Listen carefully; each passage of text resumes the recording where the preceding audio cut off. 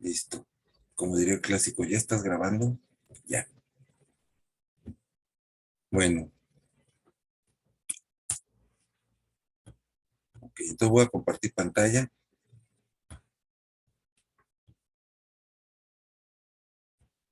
y espero que ahí se vea bien.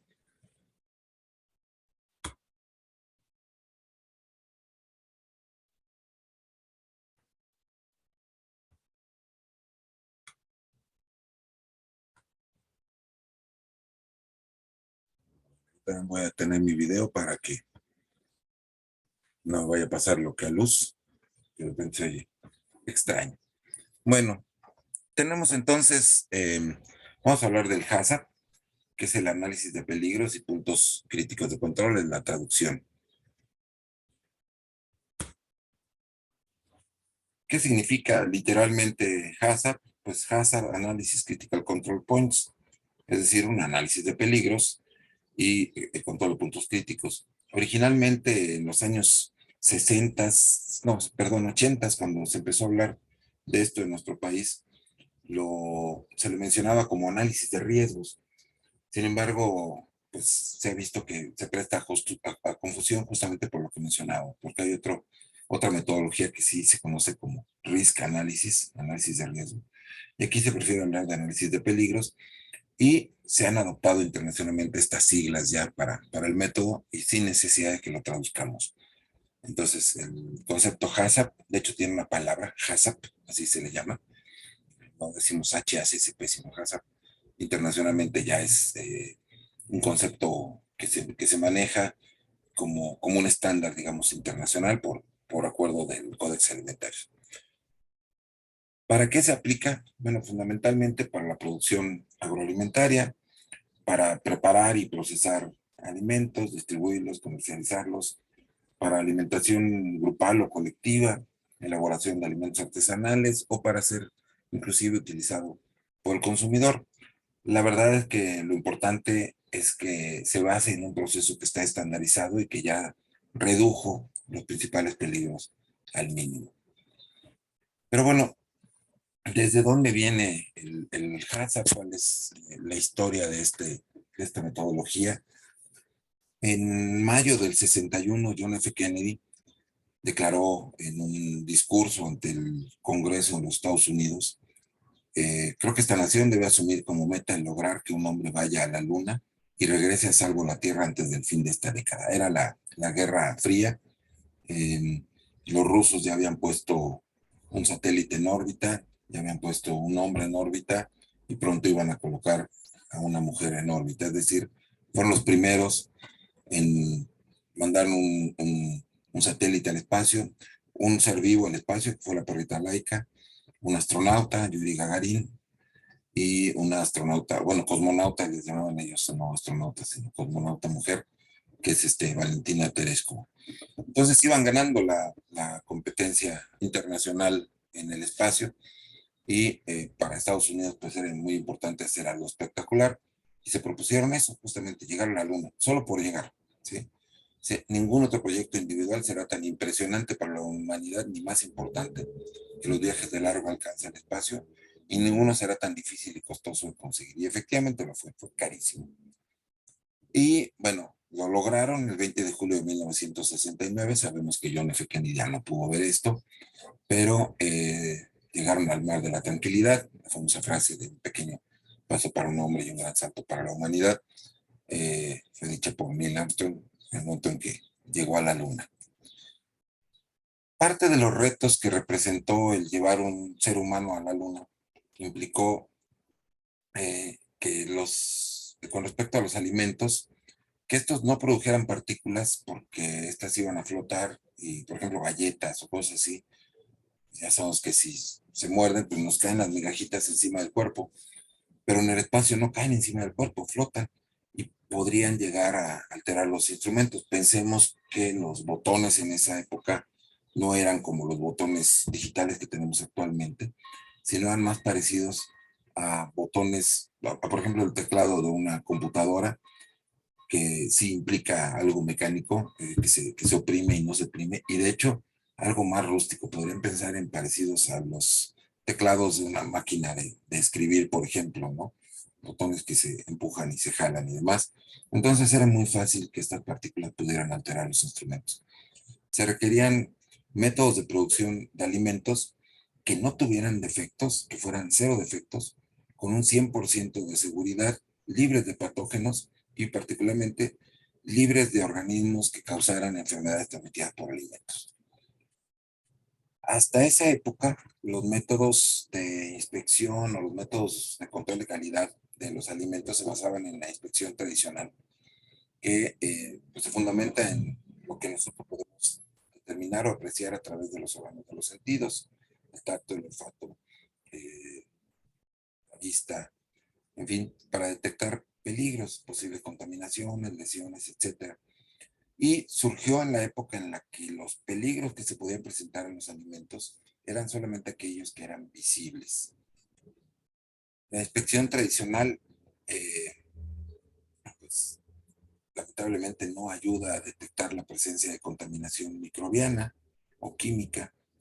Y cuando nosotros hacemos análisis de muestras, si tomamos una muestra en 1000, hay una muy alta probabilidad, mayor del 94%, de aceptar un lote que esté contaminado, ¿sí?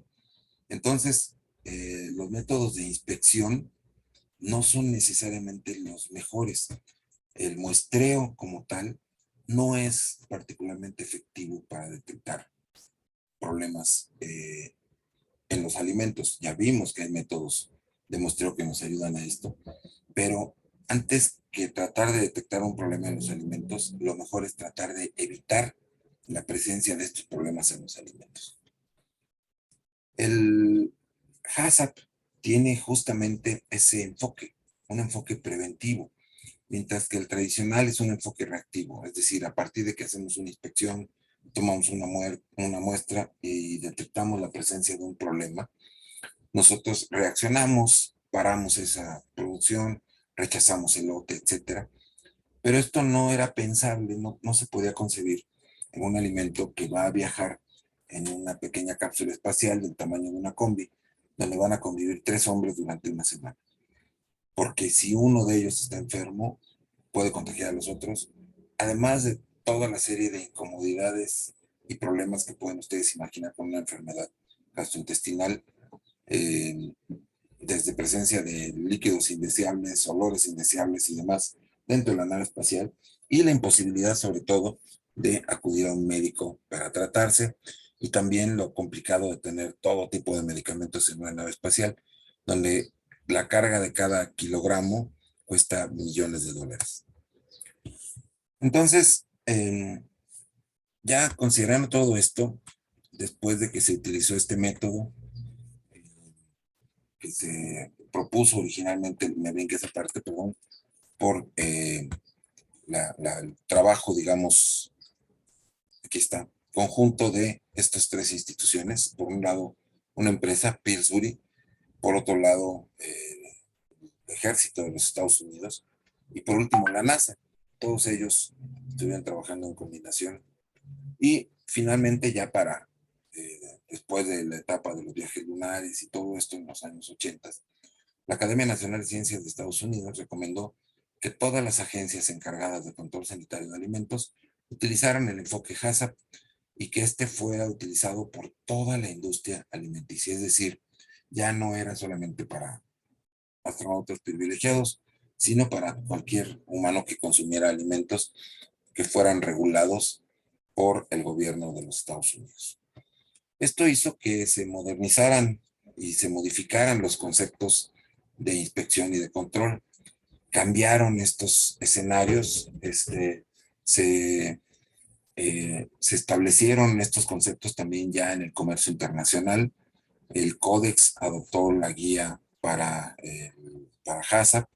En el 94, después de las pláticas de la Ronda Uruguay eh, y del GATT, del Acuerdo General de Comercio y de Aranceles, se crea la Organización Mundial de Comercio.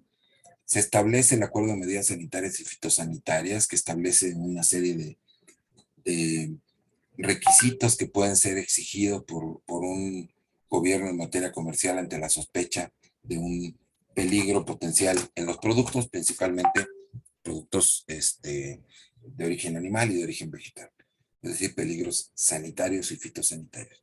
Y también se estableció un principio de equivalencia, es decir, si no puedes cumplir necesariamente con un estándar, puedes utilizar otro que sea similar o equivalente. Se vio entonces que el HACCP ya no era solamente un método sofisticado para astronautas y para cierto tipo de comercio internacional, sino poco a poco se fue adoptando como una necesidad, fundamentalmente porque el éxito en los en la difusión, bueno, el éxito en el transporte de las personas y la comercialización de los alimentos hizo que fácilmente se difundieran las enfermedades transmitidas por alimentos. Hubo un boom en transmisión y diseminación de enfermedades transmitidas por alimentos a partir de que el ser humano empezó a movilizarse, que esto fue ya fundamentalmente a fines del siglo pasado. Empezó una gran cantidad de patógenos emergentes que todavía a la fecha siguen surgiendo, eh, de los cuales más o menos el 75%, o sea, 3 de cada 4 patógenos emergentes son de origen animal. Y esto tiene entonces como consecuencia que si nosotros producimos un alimento aquí, este puede ser vendido en cualquier parte del mundo por cuestión de la globalización. Hay también cada vez más conciencia de los consumidores que no desean consumir alimentos que representan riesgos, y también la optimización y el ser eficiente en la producción implica que cada vez se dediquen menos recursos por alimento para producirlos. Los métodos antiguos de inspección implicaban muestras normalmente que destruyen al alimento, e implica también su destrucción, pero en lugar de estarlos destruyendo, pues mejor vamos a fabricarlos en forma segura para optimizar los recursos. Con respecto al HACCP, bueno, eh, hay responsabilidades que están claramente definidas en cuanto a su instrumentación. También hay niveles de decisión, sobre todo desde el punto de vista político, establecer políticas dentro de la empresa. ¿Qué es una política? Pues el predefinir una decisión que se va a tomar. Si se cae un bistec, ¿lo vamos a lavar o lo vamos a tirar? Definir cualquiera de esas dos cosas es una política.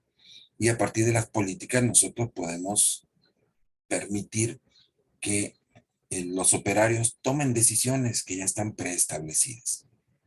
Estas decisiones se pueden transmitir en diferentes eslabones, es decir, nosotros podemos pedirle a los proveedores que tengan un criterio similar al que nosotros tenemos y aceptar solamente ese tipo de proveedores, y a su vez también a nuestros distribuidores pedir que estas políticas se mantengan también en los diferentes eslabones, sobre todo en la comercialización, ya sea para cadena fría o para el mantenimiento o venta de los productos en condiciones que nosotros requerimos.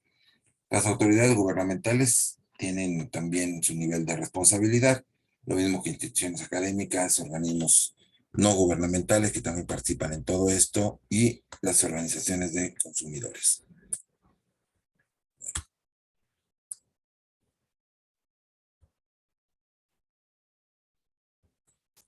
¿Cuáles son los principios del HACCP? Los principios del HACCP son 7, y el primero es el análisis de peligros y riesgos. El segundo es la identificación y determinación de puntos críticos de control. El tercero es el establecimiento de límites críticos para esos puntos críticos de control.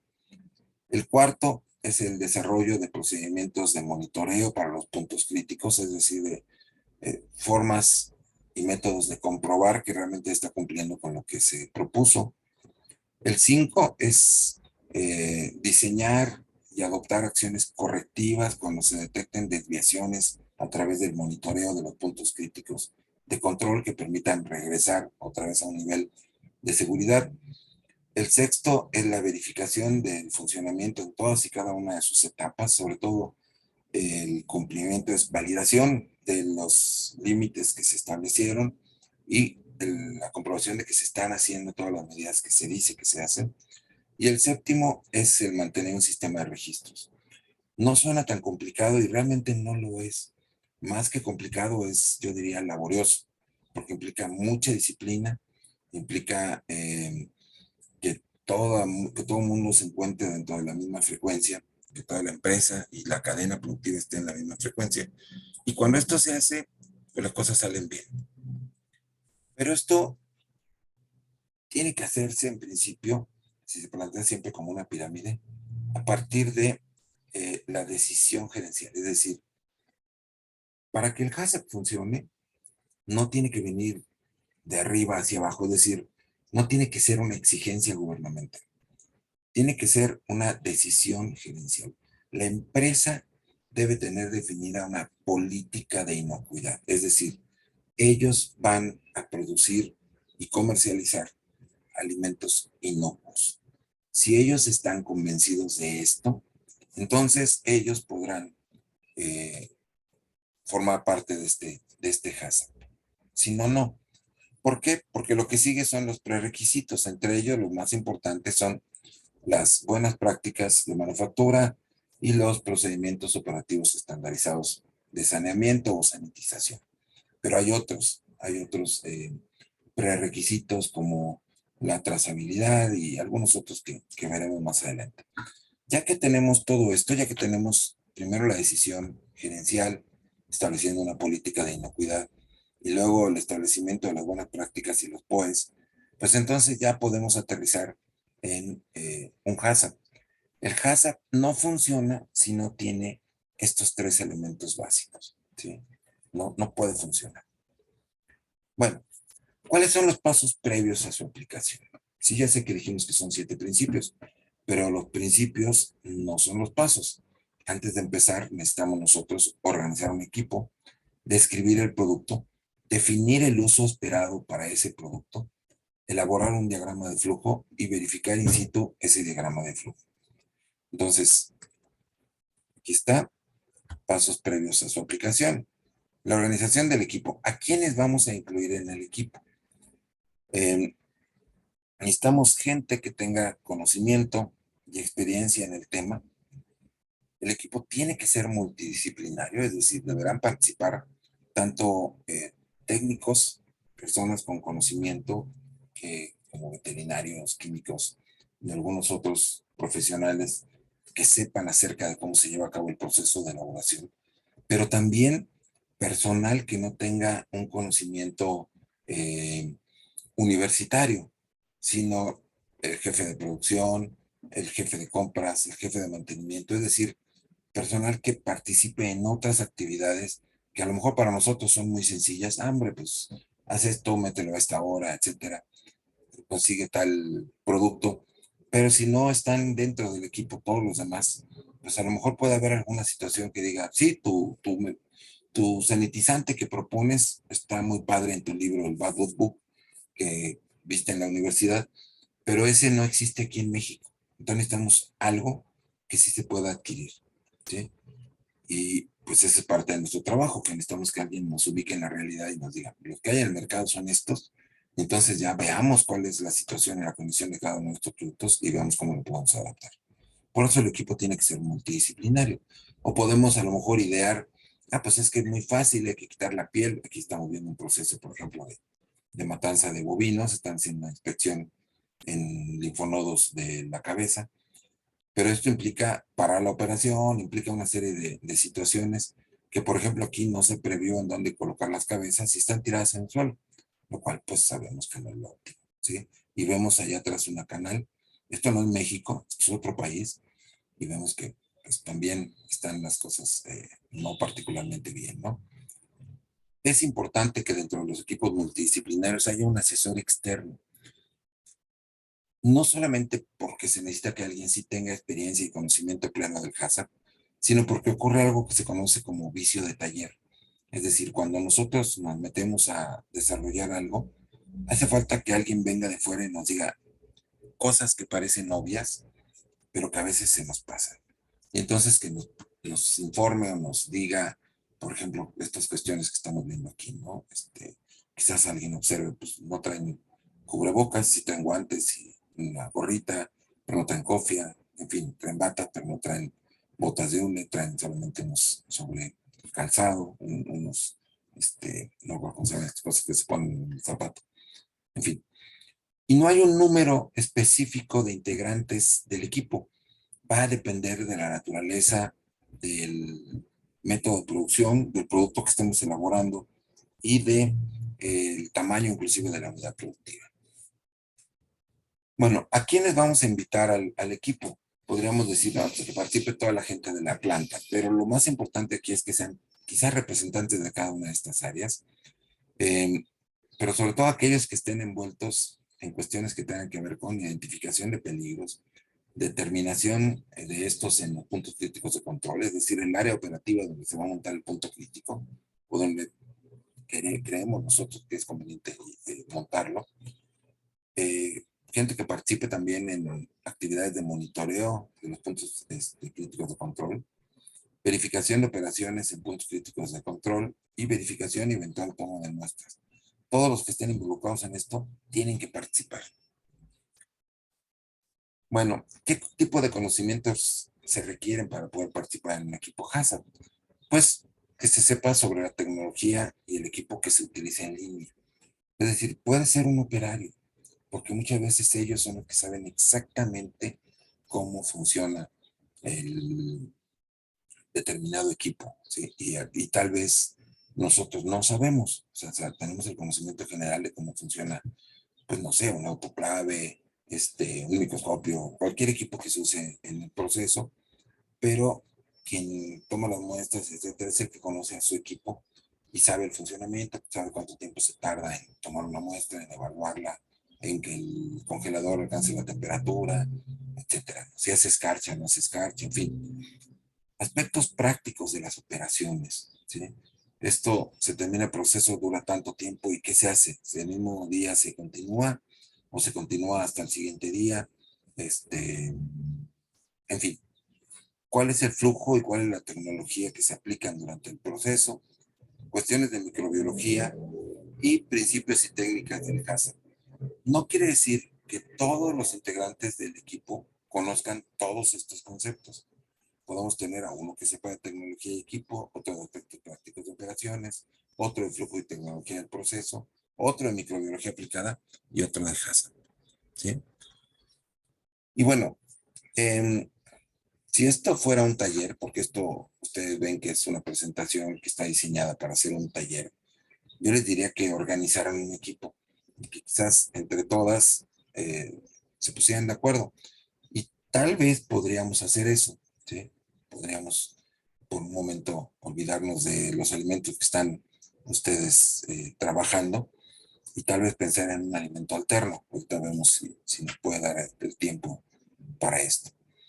Pero lo primero que hay que hacer es tener un líder, ¿sí?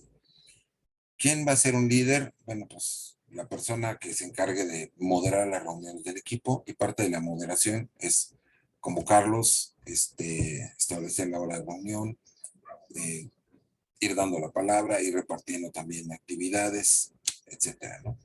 Asegurarse que se dé seguimiento al plan, aplicar un enfoque sistemático, asegurar el alcance del plan y que sea el interlocutor ante el nivel gerencial. ¿Por qué no se recomienda que el gerente de la empresa sea el líder HACCP? Bueno, porque siempre es bueno tener dos opiniones. Y el líder HACCP va a tener que solicitar al dueño de la empresa una serie de cuestiones en términos económicos, en términos de inversión, en términos de reorganización, en términos de, inclusive, quizás a veces construcción o desarrollo de infraestructura.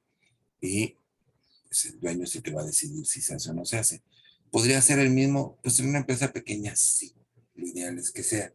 En empresas más grandes, normalmente el dueño tiene otro tipo de, de obligaciones. Está abriendo mercados, está haciendo acuerdos, está visitando proveedores, no sé, no necesariamente está involucrado en la producción como tal. Puede participar ocasionalmente, pero es preferible que el grupo HACCP se maneje independiente de la administración. ¿Cuáles son las actividades del equipo? Miren, podrían ser ustedes. No, ustedes no son cuatro, son cinco. Bueno, El equipo tiene que definir cuál es el ámbito del plan. ¿Qué quiere decir esto? Podríamos en principio pensar que un plan aplica para una planta, pero la verdad es que no. El plan está o debe estar diseñado para un solo producto, un solo proceso. Por ejemplo, si en una planta se fabrican eh, salchichas, cóctel, salchicha viena, salchicha, bueno, diferentes tipos de salchichas, jamones, diferentes productos, necesitamos un plan HACCP para cada uno de estos productos. Aun cuando, pues es que todos son salchichas, bueno, ya veremos si podemos aplicar o no podemos aplicar tal cual el mismo proceso, el mismo HACCP para todas las salchichas, pero en principio lo hacemos para un solo producto. ¿Sí? ¿Por qué? Porque probablemente, dado que tal vez tengan diferentes ingredientes y procesos para su elaboración, pudieran estar expuestos a peligros diferentes, ¿sí? No va a ser lo mismo un producto madurado que un producto cocido o un producto escaldado. Entonces, tenemos que ver cuál es la naturaleza del producto para saber si nos estamos enfrentando a peligros similares o no. Y tenemos que definir también cuál es la parte de la cadena productiva que se va a cubrir. Por lo tanto, cuáles son los peligros que nosotros vamos a cumplir, a incluir en el plan. Me explico.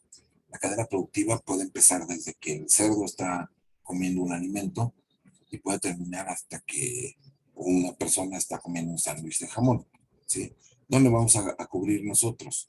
Toda la cadena es muy complicado. La parte de elaboración del sándwich sale por completo del ámbito de competencia de la empresa. La eliminamos.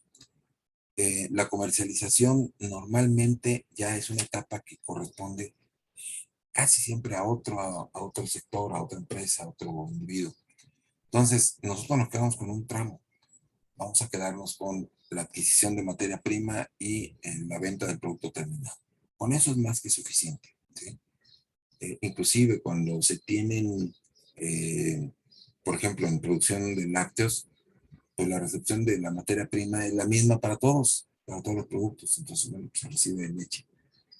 Y eso pues, puede ser válido y a lo mejor podemos incluir en el diagrama de flujo, pero tal vez algunos productos se van directamente a pasteurización y otros implican algún reposo previo o alguna separación de ingredientes, etcétera. Entonces tenemos que analizar y conocer la cadena productiva de cada producto, perdón que lo diga así, pero para saber cuál de todas estas son las que vamos a escoger. Y bueno, empezamos ya por definir el producto. ¿Cuál de, por ejemplo, todos estos que aparecen aquí es con el que vamos a trabajar en principio?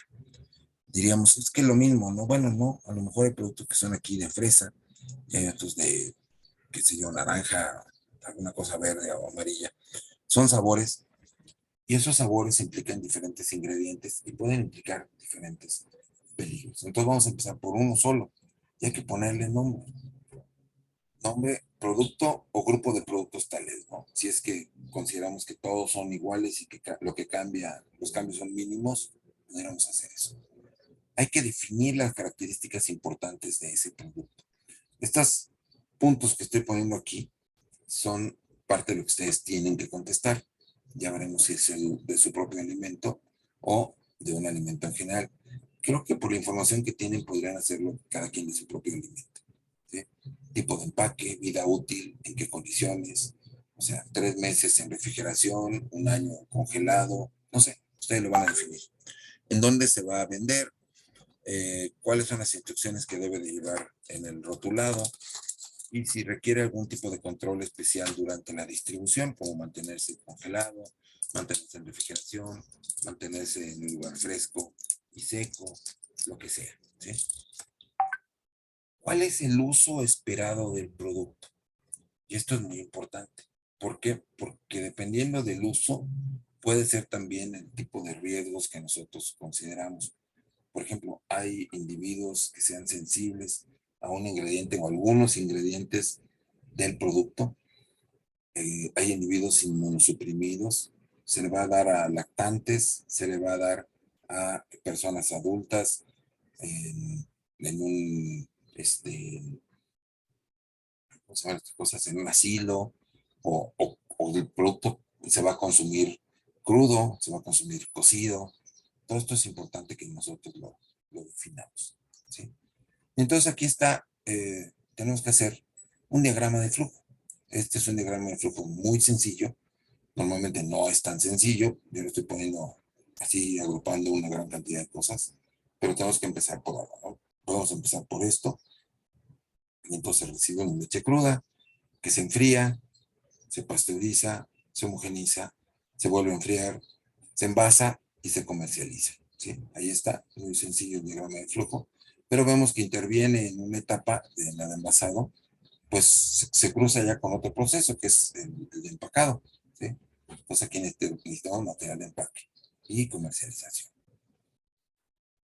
Nosotros en este taller o en el ejercicio que vayan a desarrollar, no vamos a hacer la visita en situ, la evaluación in situ del diagrama de flujo, pero es muy importante que sí se haga en la vida real, porque los diagramas están hechos en papel, como dicen en papel, pues aguanta todo, ¿no? Yo puedo poner que pues, tal como lo puse aquí, ¿no? Del enfriamiento se va a la pasteurización, de ahí a la homogenización y todo, ¿va? Pero si la pasteurizadora y la homogenizadora, por ejemplo, no están juntas, pues ¿cómo llega el producto? Ah, pues es que debe haber tuberías. Las hay, o se tiene que sacar el producto mediante una pipa y se tiene que transportar a otra planta. La leche cruda, cómo llega, cómo se enfría. O sea, todos estos detalles que están aquí muy simples, a lo mejor ya en la operación no lo son tanto. Y tal vez haya distancias que tenemos que considerar y tal vez haya pasos que estamos omitiendo porque no conocemos cómo es la operación in situ. Entonces tenemos que ir y ver si realmente es como nos dijeron que era.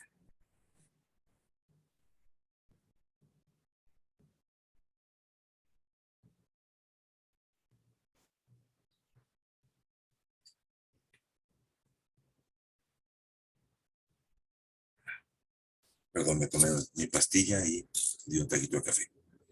Bueno, lo que sigue es eh, ya hacer el análisis de peligros de cada una de las etapas del proceso que estamos nosotros evaluando, ¿sí? Este ya es el inicio propiamente del HACCP. O sea, el paso 5 es ya comenzar con los 7 principios. Realizar el análisis de peligros en cada una de las etapas del proceso. ¿Y qué es un peligro? Un peligro es un fenómeno biológico, químico o físico que puede afectar la inocuidad del alimento y significar un riesgo para la salud del consumidor. ¿Sí?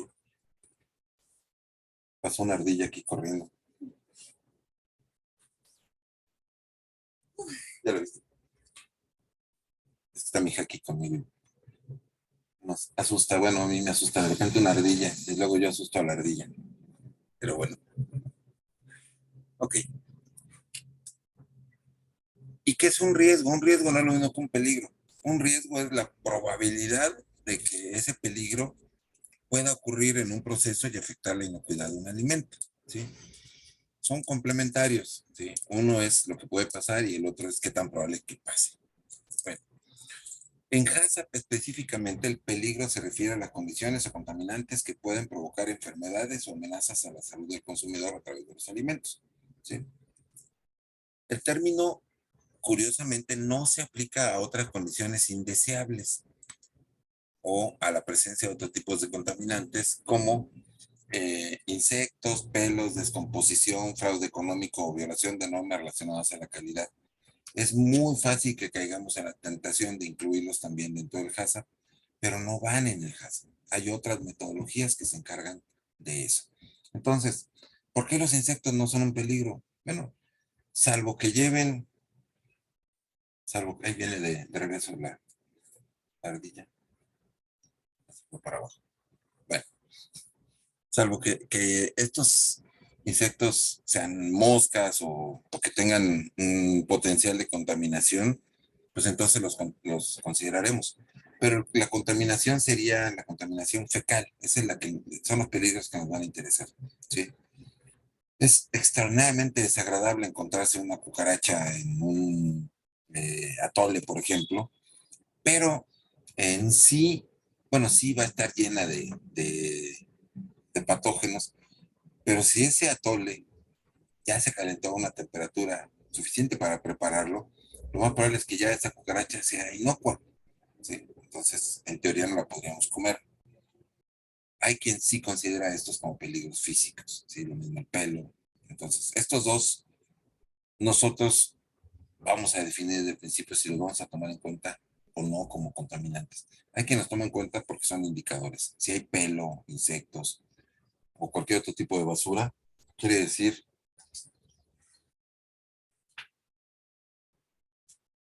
perdón, es que están pasando ardillas, ahorita venía otra, quiere decir que puede estar presente cualquier tipo de contaminación, ¿sí?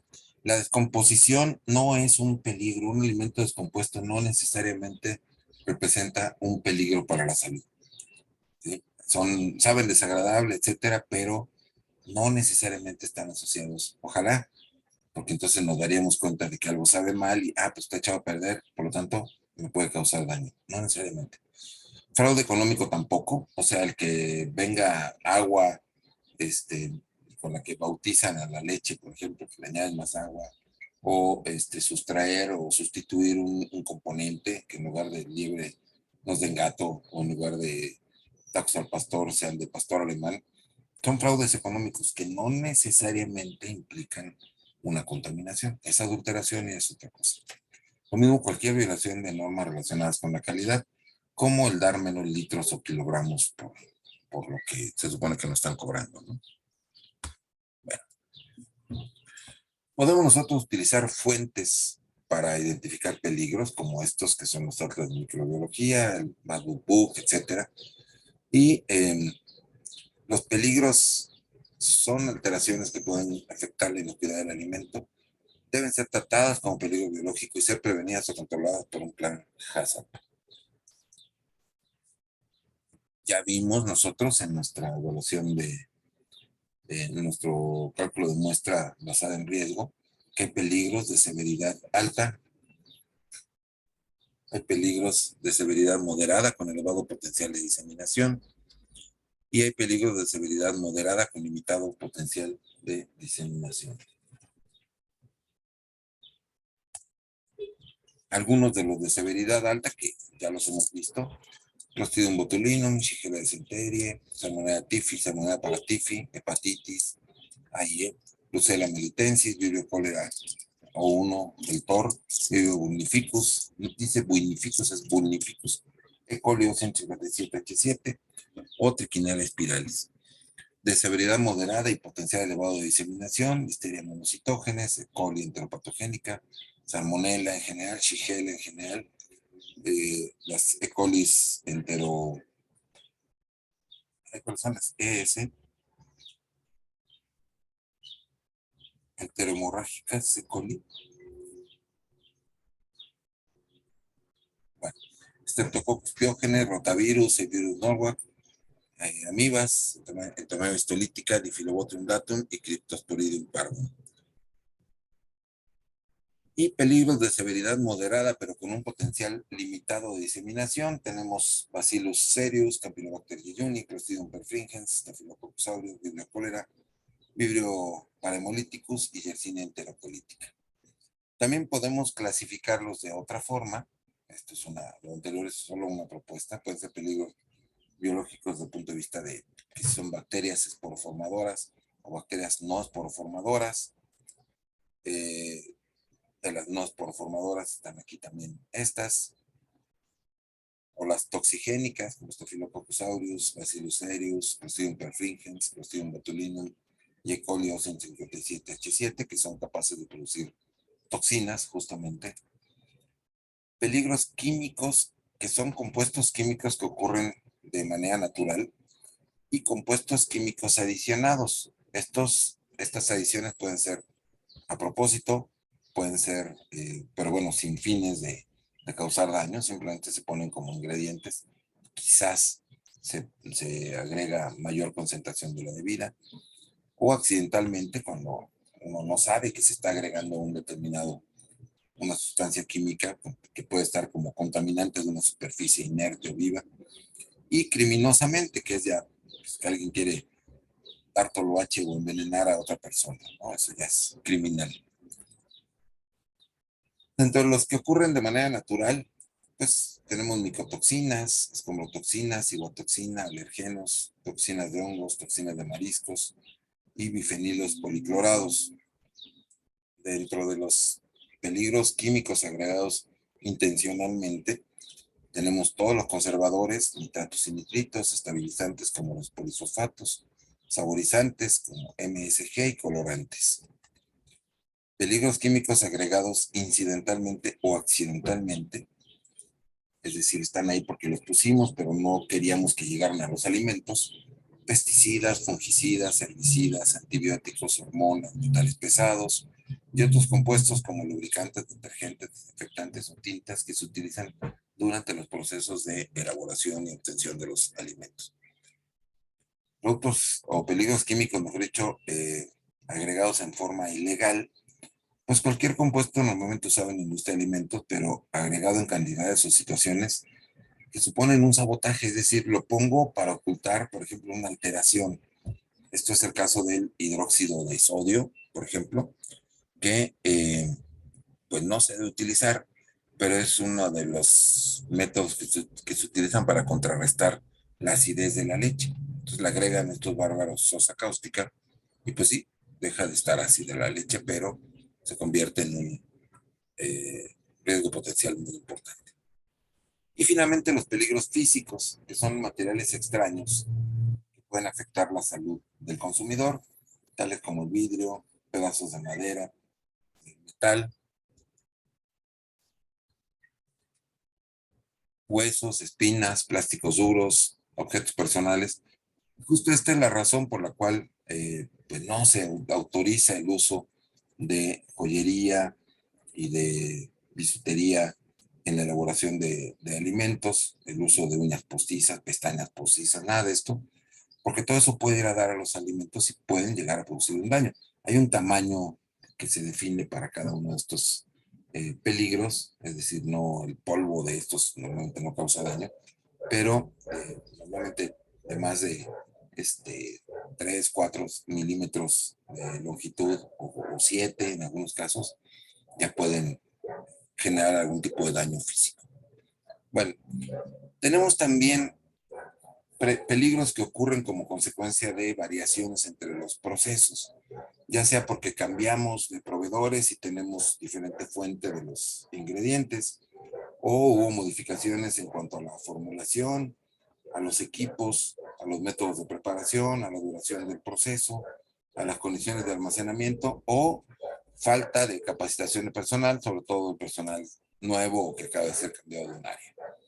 Lo que tenemos que hacer nosotros es analizar y revisar cuáles son estos peligros, sobre todo cuando tenemos el suministro de materias primas, nuevas fórmulas, nuevos procedimientos en el proceso, uso de nuevos envases, cambios en la distribución, o un uso diferente a un mismo producto, es decir, vamos a usar carne que hemos usado para hacer hamburguesas, pero ahora vamos a usar para hacer salchichas. Entonces, tenemos que hacer un análisis de peligros para cada nuevo producto. Es que ya nadie ha comprado esta carne durante años, sí, pero antes hacías hamburguesas y ahora vas a hacer salchichas. Y no es lo mismo. ¿Sí?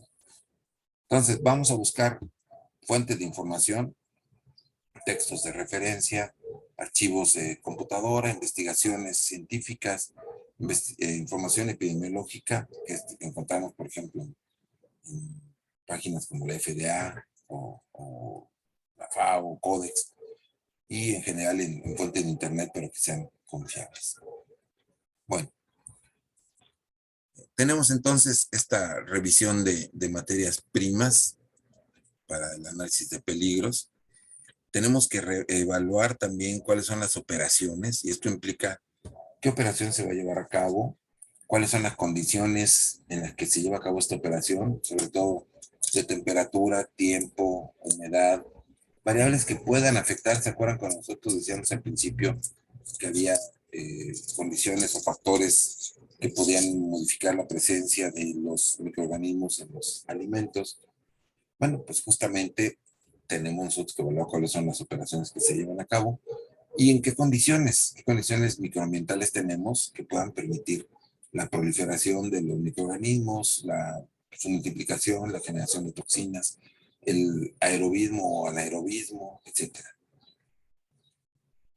Y entonces vamos a tener que evaluar algunos parámetros. Por ejemplo, si se aplican temperaturas y tiempos, aquí estamos viendo un cuadrito, un gráfico con diferentes temperaturas de pasteurización, temperaturas y tiempos de pasteurización, en segundos, pasteurización lenta, leche en polvo, temperatura media, temperatura alta, leche en polvo de baja temperatura, pasteurización HTST, o temperatura ultra alta, lo que conocemos como ultrapasteurización, etcétera. Entonces vamos viendo qué es lo que pasa si se inactivan o se destruyen todos los microorganismos, o el 90%, o si hay algún otro tipo de inactivación, como aquí inactivación de proteasas, destrucción de lisina, en fin, ¿cuál es el efecto sobre el alimento? Tenemos nosotros que saberlo para saber si va a haber algún tipo de cambio que pueda representar un riesgo para el consumidor. Hacemos un análisis también de causa-efecto. Por ejemplo, se hace una manipulación con un determinado equipo. Se evalúan cuáles son los métodos que están utilizando y los materiales. Y lo que vemos es cuál es el efecto del alimento. En el alimento se presenta todavía el peligro que nosotros estamos identificando, o no.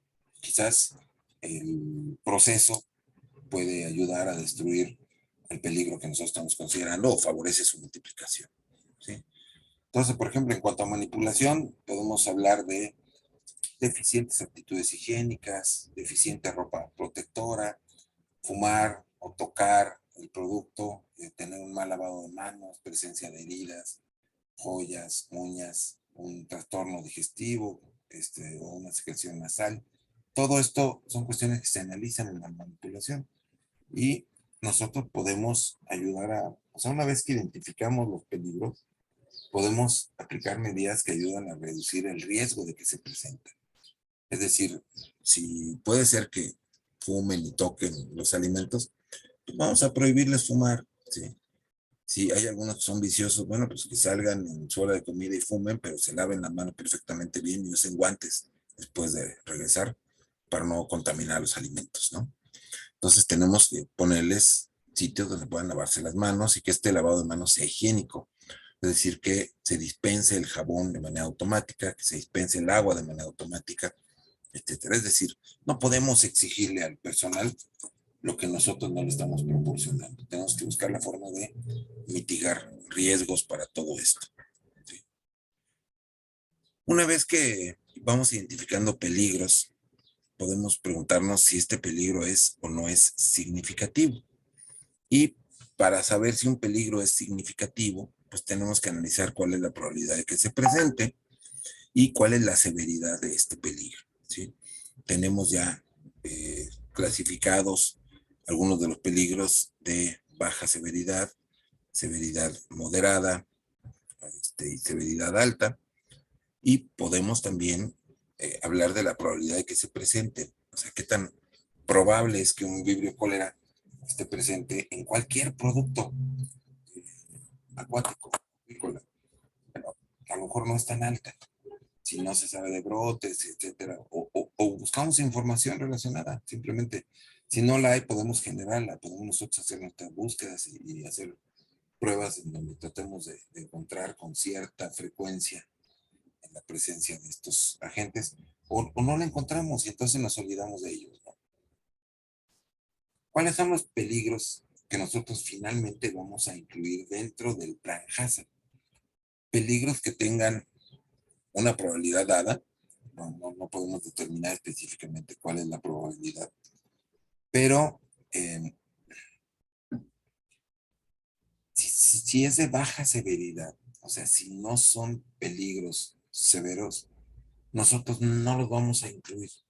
Es decir, eh, para eso existen los prerequisitos, las buenas prácticas de manufactura y en último caso los POEs nos pueden ayudar a eliminar más del 90, quizás el 95 o tal vez el 99% de los peligros potenciales. Entonces tenemos que diseñar las buenas prácticas, como decíamos hace rato, pues que no pueden fumar aquí, no pueden comer aquí, y cuando entren tienen que lavarse las manos. Bueno, una buena práctica tiene que ir acompañada de una buena instalación y de un procedimiento que esté escrito ahí de cómo lavarse las manos, ¿sí? Y con qué frecuencia. Entonces ya les explicamos al personal cómo lo tienen que hacer. Esto es parte de las buenas prácticas, no del hazard. Son cuestiones o medidas que vamos a hacer como prerequisitos. ¿Cuál es la clave entonces para una buena identificación de peligros? Primero tenemos que asociar el peligro con el alimento. Si no es un peligro que usualmente, perdón, que usualmente esté presente en un determinado alimento, no lo consideramos. No, pero es que ¿qué tal si Bruselas iba a dar a los pulpos de luz? Bueno, pues de que es posible, pero es probable, no, es muy poco probable. ¿Por qué? Porque no se ha asociado la presencia de Bruselas en pulpos. Entonces tenemos que ir por lo natural, por los peligros que se asocian normalmente a un alimento. Cuando hay noticias nuevas, como las hay ahorita en los ejemplos que yo mencionaba, los casos de cólera que están presentando recientemente y los de hepatitis en niños, bueno, pues tendremos que analizar cuál es la situación, en qué condiciones están presentando, si es que hay un alimento asociado, etcétera, ¿sí? Pero mientras, si no tenemos algún tipo de información en este sentido, tendremos que pensar en lo tradicional, es decir, un peligro determinado está asociado a un alimento determinado, ¿sí? Hay que utilizar una denominación correcta con relación al peligro, es decir, eh, ¿es Brucella o es Brucella melitensis? ¿Es Salmonella o es Salmonella typhimurium? Eh, ¿Es E. coli o E. coli o 147H7, 157H7? Entonces, esto nos va a ayudar a estimar la significancia. Ya cuando conocemos el nombre y el apellido del peligro, pues normalmente podemos darle una cierta significancia mayor o menor de la que nosotros podemos tener con claridad si no sabemos exactamente cuál es el peligro al que nos estamos enfocando. ¿Qué es una medida de control?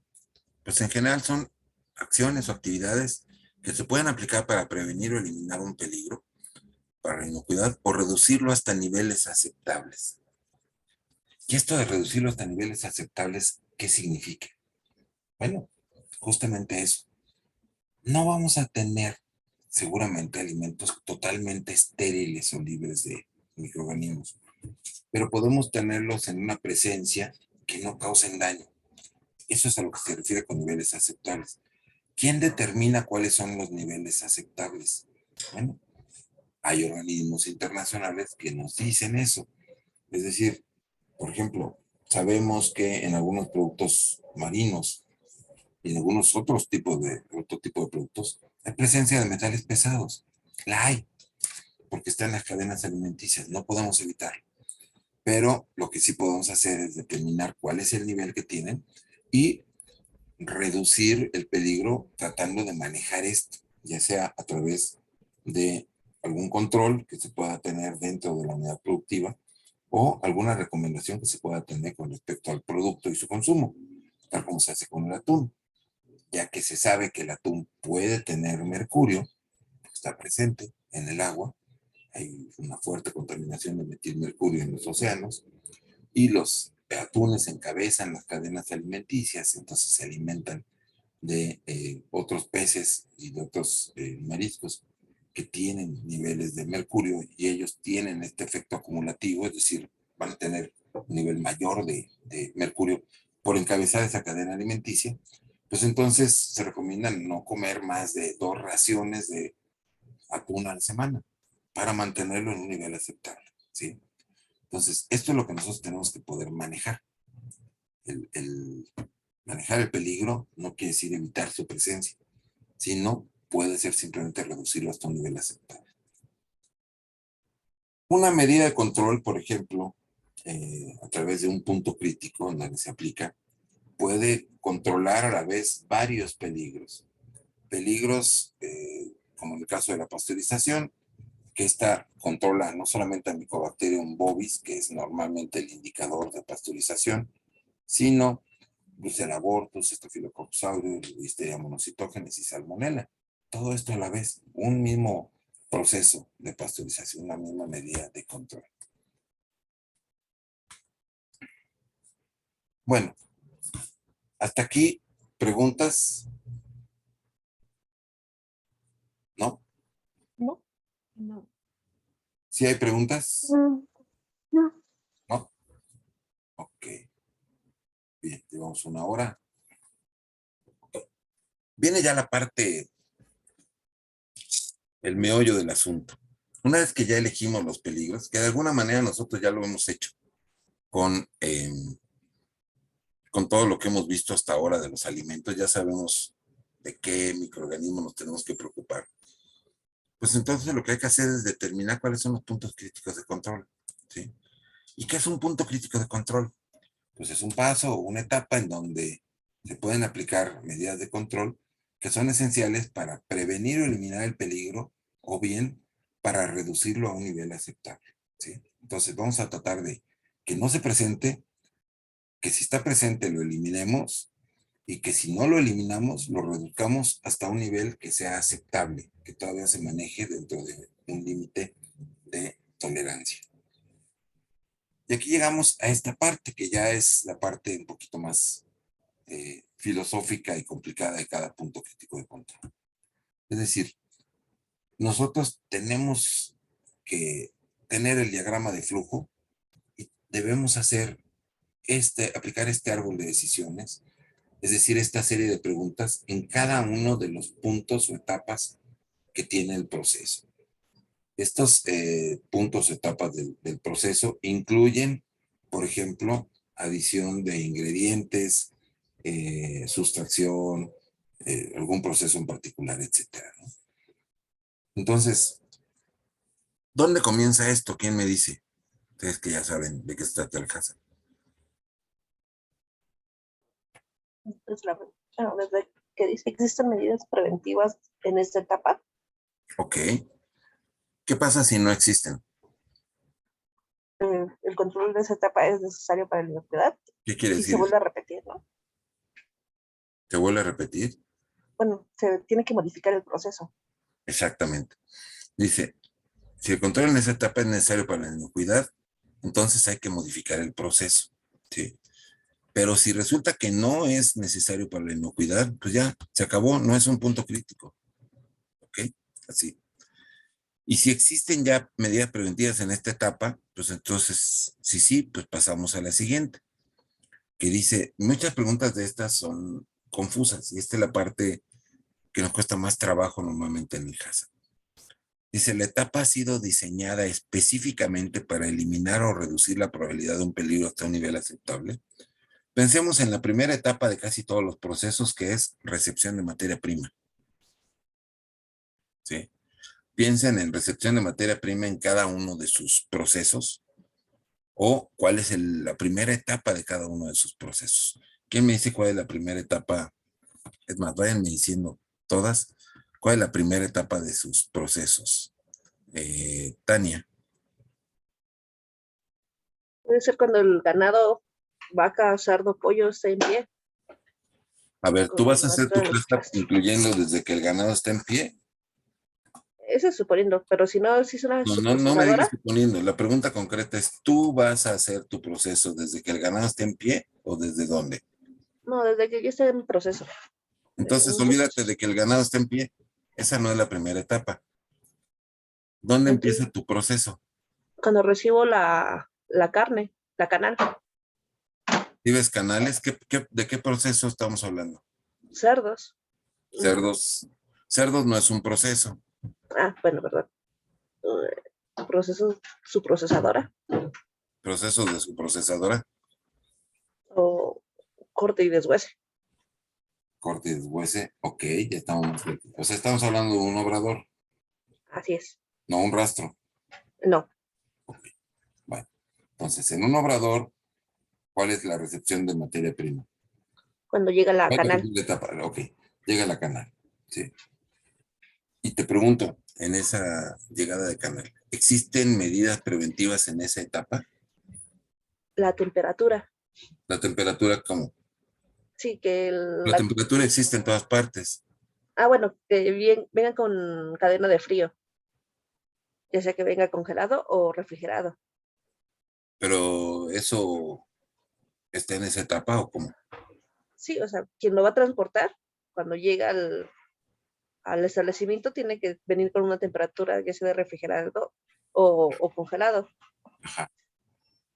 Pero ¿cuál fue la medida preventiva en esa etapa? Medida preventiva sería la cadena de frío. No. ¿Quién le ayuda a Tania?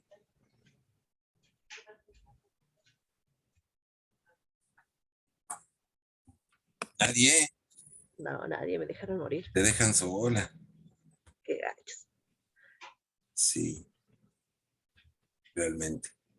Si no es la A lo mejor ya se durmieron. sí. Aquí estamos. Ahí Aquí están. estamos. Ok, ¿la temperatura es una medida preventiva en esa etapa? ¿O cuál sería una medida preventiva en esa etapa de recepción?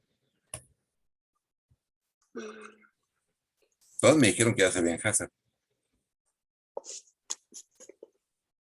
¿Cómo sabes, Tania, que llega la carne con esa cadena fría? El termómetro. ¿Cómo sabes? No me contestes con un monosílabo, una sola palabra. Okay. ¿Cómo sabes que, o sea, sí es eso, pero dímelo bien, ¿cómo sabes que ese producto, ese canal que está recibiendo, sí cumple o no cumple con lo que tú mencionas? ¿Cómo lo sabes? Con un termómetro de vástago, Con la lo pongo medición de temperatura. La ah, respuesta es con la medición de temperatura. No es un termómetro. es la ¿Sí? medición. Porque tú tienes un termómetro y dices, ya supe. Eso es con que se hace. Entonces, pero esa etapa existe o no existe. De aquí es lo que tú tienes que saber. Porque a lo mejor no existe la etapa. O sea, en la materia prima, en la recepción de materia prima, a lo mejor a nadie se le ha ocurrido tomar la temperatura. ¿Sí? Entonces, tú aquí podrías decir, ¿existen medidas preventivas en esta etapa? Si no tomaron la temperatura, tú dirías, no. El control en esta etapa es necesario para la inocuidad y tú me acabas de decir que sí y tienes razón. Entonces, modificar el proceso. ¿Cuál sería la modificación del proceso aquí? Que exista un proceso de toma de temperatura ¿Sí? y registro del mismo. Implementar la toma de temperatura. ¿Sí? Por lo pronto, entonces, tú modificas el proceso, agregas ahí una toma de temperatura y aquí tú tienes que describir cómo va a ser esa toma de temperatura. ¿Sí? Es decir, vas a tomar la temperatura de qué. Porque es muy fácil decir, pues voy a tomar la temperatura. Llega el operario y se la tomas a él. A las canales. ¿Será necesario a las canales? A ver, Paola. Pues yo creo que en el transporte, más bien. Puede ser tomar la temperatura de transporte y a lo mejor ni siquiera hay que tomarla. Si el transporte trae equipo de refrigeración, podemos saber a qué temperatura viene el equipo de refrigeración. ¿Sí? Ahora, la temperatura del equipo de refrigeración, ¿será la temperatura de la carne? No, No. No necesariamente. no necesariamente, exactamente, ¿sí? Entonces podemos fíjense, algo tan sencillo, ¿no? Y que parece obvio. Porque Tania decía, bueno, pues es que aquí pues viene con la cadena fría. ¿Y cómo sabes que viene con la cadena fría? No sabemos, entonces tenemos que averiguarlo. Puede que no se pueda implementar, pero aquí es donde nosotros en el HACCP es la carta de buenos deseos, ¿sí? Y es donde empezamos a apretar con pequeñas medidas para reducir riesgos. Estamos de acuerdo en que el riesgo de que venga un microorganismo patógeno en número suficiente para causar daño se reduce cuando nosotros medimos la temperatura. Pero esta medición de temperatura implica que tú establezcas también un criterio, porque si no se convierte en una pachanga, como la toma de temperatura en la entrada del súper para COVID, ¿no? Cada quien de que la mano, la frente, el codo, ¿y eso qué? O sea, se tiene que estandarizar esa toma de temperatura, ¿sí? Entonces, ¿qué vas a tomar? Por lo pronto, fíjense algo tan sencillo, por eso decía, no es difícil el HACCP, es laborioso, porque aquí no es el termómetro, nada. La toma de temperatura, ¿de qué? Tenemos que definir de qué. Si vamos a tomar la temperatura del vehículo, y entonces, ¿qué temperatura requerirá tener el vehículo? Ya dijimos que no es lo mismo la temperatura del vehículo necesariamente que la temperatura del producto, porque a lo mejor el vehículo viene a 0 °C, pero una cuadra antes echaron la carne y esa carne viene caliente. Y entonces la meten y entonces el termómetro apenas está empezando a subir, pero la carne viene a 30 °C, ¿sí? Y el vehículo viene a 0. Y a lo mejor está empezando a subir, ¿no? Entonces, quizás sería más conveniente medir la temperatura, como tú decías, en las canales. Ahora, ¿en cuáles? Si tú mides la temperatura siempre en la misma canal, tu proveedor se lo aprende y ponle la que esté bien refrigerada al principio porque es a la que le toma la temperatura. ¿Qué tendrías que hacer para disminuir la probabilidad de que te engañen con eso? Un muestreo. ¿Un muestreo qué? Un muestreo de las canales. Un muestreo aleatorio de las Ale- canales. ale- Tú debes saber que si es un tráiler, a lo mejor trae 120 medias canales, que es lo que les cabe a un tráiler, ¿no? Es lo que cuando yo trabajé en Proper Mills, una empresa, recibíamos una vez a la semana un tráiler con 120 medias canales procedentes del rastro de DIF de Villahermosa, ¿sí? Para evitar problemas, tomábamos temperatura a todas las canales, ¿sí? Y todas deberían de tener no más de 6 °C, que era la temperatura con la que. Y entonces, porque de otra forma lo que hacen los traileros para ahorrar gasolina es que apagan el termoquín, porque pues, es como traer el aire acondicionado, te incrementa el consumo de combustible, ¿no? Entonces, traer el termoquín o el refrigerador te consume más combustible y entonces lo apagan. Entonces, para obligarlos, y si no está la temperatura que debe, te vas de regreso con tu carne a Tabasco. Y ahí sí, pues no les gusta, ¿no? Entonces, se las aplicas una vez y no lo vuelven a hacer jamás, ¿no? Entonces, hay que implementar esto. Y en la medida en que tú vas teniendo confianza en tus proveedores, puedes reducir el tamaño de muestra. Y estas muestras no son destructivas. A lo mejor ya al final tomas 1 o 2 canales de diferentes partes con un termómetro de vástago y tú estableces cuál es el límite de temperatura aceptable. ¿Ok? Ya. Entonces, tú puedes modificar el proceso, pero hay que decir qué, cómo, etcétera, ¿no? Y temperaturas para toma de decisiones. O sea, aquí podrías establecer un límite crítico si tú quisieras, de entrada, ¿sí? Y ese límite crítico de la temperatura te podría indicar que hay una probabilidad menor de que haya una proliferación de contaminantes. Si están presentes, pero está a 4 o 6 grados centígrados, normalmente no van a alcanzar a multiplicarse en número tal que te causen daño, ni van a alcanzar a producir toxinas. Esto es importante, ¿sí? Si venían contaminados, no producen toxinas. Y aquí tenemos esto, ¿no? Supongamos que ya modificamos el proceso, ya existen medidas preventivas en esta etapa, y entonces ya podemos responder lo que sigue. Dice, la etapa ha sido diseñada específicamente para eliminar o reducir la probabilidad de un peligro hasta un nivel aceptable. Y entonces decimos, si suponemos que con lo que hicimos de temperatura ya eliminamos el peligro o lo redujimos hasta un nivel aceptable, pues podemos decir que sí. Yo diría que no.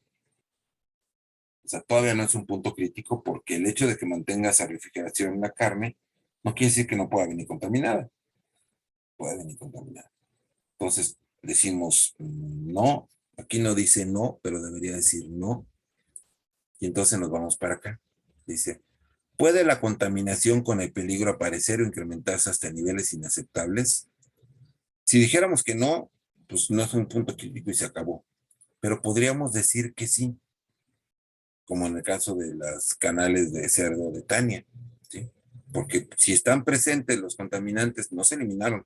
Si están presentes, si se descuida más adelante, puede incrementarse hasta niveles inaceptables. Entonces la respuesta es sí. Pero en tu proceso, ¿qué vas a hacer con esas canales, Tania? corte y deshuese de la misma, de la canal. O sea, tu producto es carne deshuesada, Así es. pero no va ni empacada ni nada de eso. Ah, no, sí, tiene Bueno, que entonces traer. dímelo completo. Tu Bueno, producto es, corte y deshuese de carne de cerdo que va a ir empacada al vacío con tu producto no es bolsas. corte y deshuese. No, es carne. Carne deshuesada, empacada al Ajá. vacío. Ok. Es carne Bueno, deshuesada. una etapa siguiente eliminará o reducirá el peligro a otro nivel aceptable. O sea, que tú la cortes, la deshueses y todo esto. ¿Reduce o elimina el peligro hasta un nivel aceptable? Mm, propiamente no. ¿De qué Solamente peligro has estado hablando tú? salmonela. Salmonela, ok. ¿La salmonela se va a eliminar o reducir con el corte y el deshuese? No. No. Entonces, tal vez la etapa sí es un punto crítico, ¿no? Porque pudiera ser lo único que tú vas a hacer para controlarlo. Entonces, algo tan simple como la recepción se puede volver un punto crítico porque no vas a hacer otra cosa para controlarla, porque tú no tienes aquí, como sí vimos en otros procesos, el control de, por ejemplo, los esfínteres o el esófago, el recto, en el faenado para evitar que haya esta contaminación. Entonces eso no lo tienes, eso ya lo hicieron o no lo hicieron antes. O sea, la carne viene o no viene contaminada, ya, de origen. Entonces tu única esperanza es que durante el transporte se haya mantenido la cadena fría. Y por eso aquí sería crucial la refrigeración, ¿sí? La temperatura.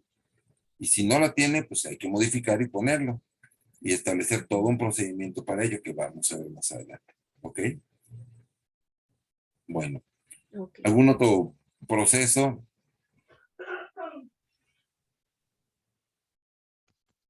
Es muy similar. Bueno, es el fainado de las aves. Y Faenado inicia de las aves. con, También pensamos en salmonela, ¿cierto? sí, Ok. ¿En qué inicia comienza tu proceso? Ajá, con la recepción del ave. recepción del ave. En esa etapa de recepción, ¿existen medidas preventivas? Mm, Pues sí, la Vale. medida preventiva sería pues documentación. Ok. Si tienes una medida preventiva, es documentación. La etapa de documentación ha sido diseñada específicamente para eliminar o reducir la probabilidad de un peligro hasta un nivel aceptable. Registro que crees de la documentación te dice si es libre de salmonela o si ha tenido algún eh, problema en la granja de alguna enfermedad.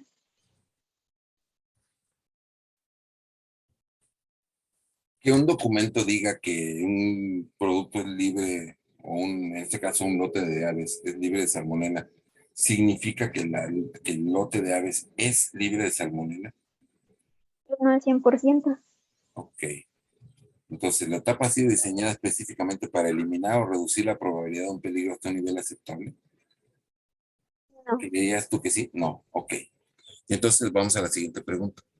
¿Puede la contaminación con el peligro, o sea, salmonela, aparecer o incrementarse hasta niveles inaceptables más adelante?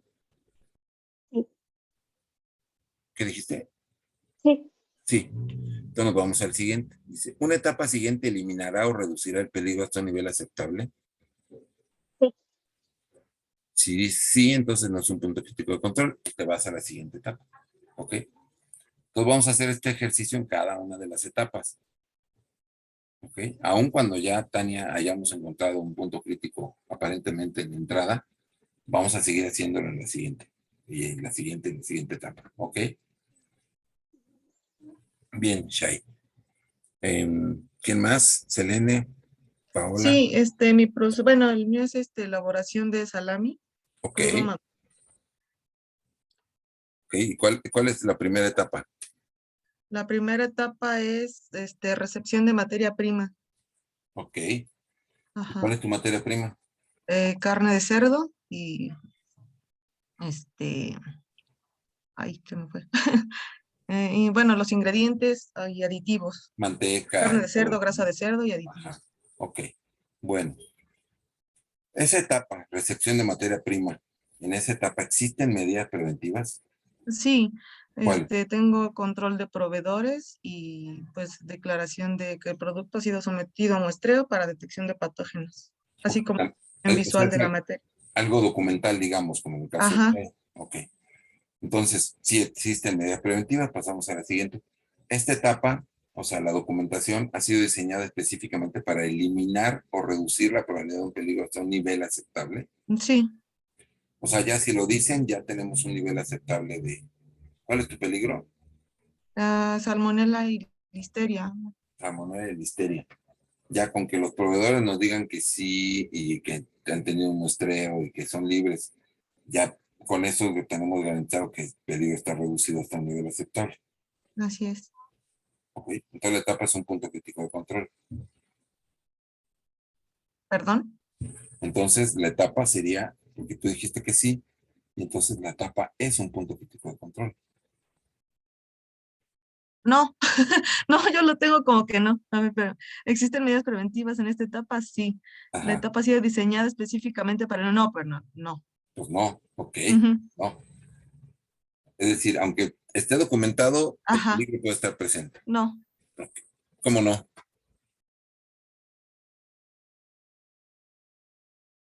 Aunque esté documentado que no está presente, el peligro puede estar presente, Ujú, ¿sí o no? sí. Ok. Entonces, aquí la respuesta es no, porque no está diseñado para eliminar o reducir. Sí te lo va a reducir, pero no Ujú, hasta un nivel aceptable necesariamente, ¿no? ujú. Ok. Y entonces pasamos aquí a la siguiente pregunta que dice, ¿puede la contaminación con el peligro aparecer o incrementarse hasta niveles inaceptables? Sí, Ok, entonces nos vamos aquí a la siguiente que dice, ¿una etapa siguiente eliminará o reducirá el peligro hasta un nivel aceptable? sí, Ok, entonces este no es un punto crítico de control. Aquí así es. acaban. En este caso, no es un punto crítico de control. Ujú. Ok, bueno, nos faltan Paola y Luz. ¿Quién de las dos? Sí. Paola, adelante. Ah, bueno. Ah, no, No, pero es que no las veo. sí, bueno, en mi caso A ver. es pulpo cocido, brazos de pulpo cocido, es el producto, Ujú. cocido en su jugo. Y en mi caso, en la primera etapa, la coloqué como la recepción del pulpo, en la cual también voy a monitorear la temperatura, como en el caso de Tania. Ok, entonces, primera pregunta, ¿existen medidas preventivas en esta etapa?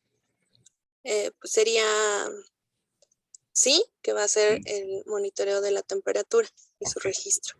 toma de temperatura y registro. Bien.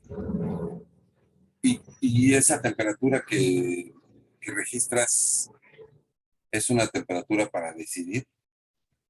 Sí, se debe de garantizar que el pulpo venga por lo menos a temperatura de 4 grados centígrados, si es que viene refrigerado, y si va a ser pulpo congelado a menos 18 grados centígrados.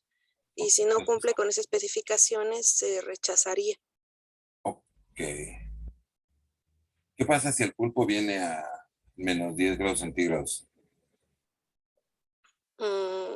Pues como ya establecí menos 18, quizá Y a lo mejor te puedo dicen, decir que no, no. pero tómamelo como refrigerado. Ah, pues Ojo, no, porque lo pueden aplicar, ¿eh? sí, Porque, sí, no, sí. no, no lo tomes como congelado. Lo traigo refrigerado, pero se congeló un Este, poco. mm, ¿Lo pues, aceptas o no lo aceptas? mm, pues sí, sí lo aceptaría. Yo diría, depende de qué dice la factura, porque ellos te están vendiendo un producto. Si en el producto que te venden dice que es brazo de pulpo congelado, Ajá. debe cumplir con Ah, el ya 18, entendí. ¿sí? Ok, ok. Si dice Ajá. brazo de pulpo refrigerado, pues con 4 está bien, ¿no? Ok, y así ya no me Si no te engañé. chamaquean. Ajá. Muy Bueno, bien. dice, la etapa ha sido diseñada específicamente para eliminar o reducir la probabilidad de un peligro hasta un nivel aceptable. ¿Cuál es tu peligro? Hemos venido trabajando con el vibrio cólera, aunque Vibrio hay cólera. otros peligros, ¿no? Ok, También. pensemos en vibrio cólera. Ujú. Vibrio cólera, con que venga a 4 grados centígrados ya no está presente. No, No, no lo veíamos igual la clase pasada con usted y no. O sea, no se puede eliminar o reducir Exacto. solamente con la temperatura. Exacto. Ok. Entonces, nos vamos a la siguiente pregunta y dice, ¿puede la contaminación con el peligro, o sea, el vibrio cólera, aparecer o incrementarse hasta niveles inaceptables?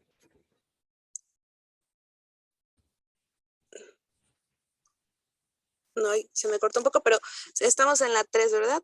¿Puede la Sí, contaminación? dice, ¿puede la contaminación con el peligro aparecer o incrementarse hasta niveles inaceptables? No, no.